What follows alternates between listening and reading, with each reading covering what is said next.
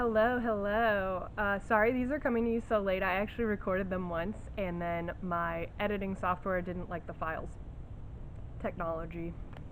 So we had two more styles of yoga to talk about. I was originally going to talk about them together, but I'm going to talk about them separate. And the first one is Iyengar.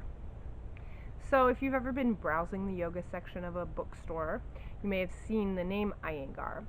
BKS Iyengar was a person, and he wrote some books in like the 1960s, 70s. He was pretty popular. Obviously, he lived well after yoga, was started.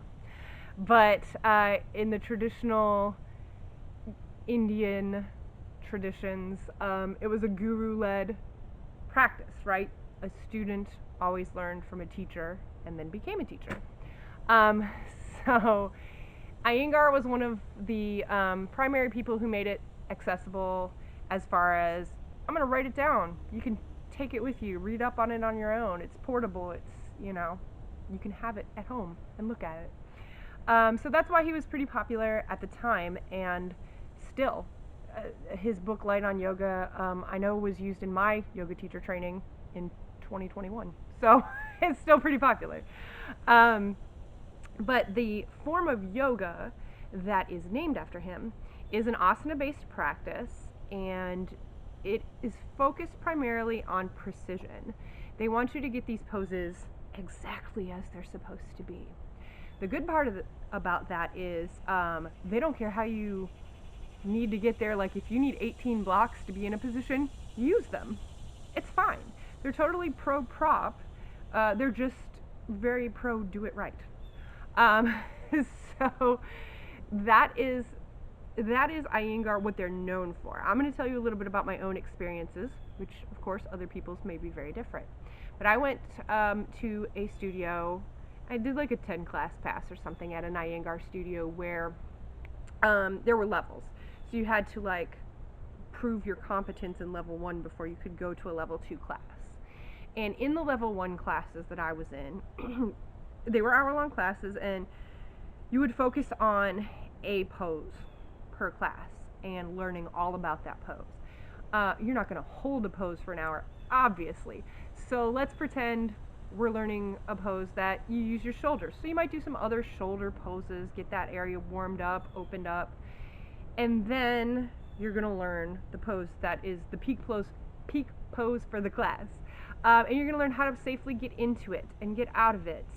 And you're going to, once you are in it, you are going to hold it for a while, because the instructor would go around and make adjustments on people. Could be verbal, could be hands-on. We'll talk about that later. But you're still not expected to hold it for a long period of time. You're going to fall out of it. You're going to get back in.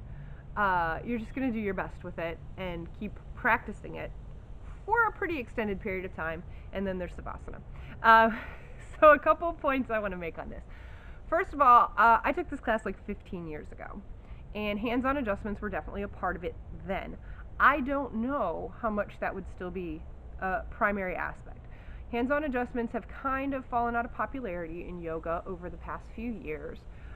First of all, they started being questioned for consent reasons, and then because of COVID, they just sort of went away for a while.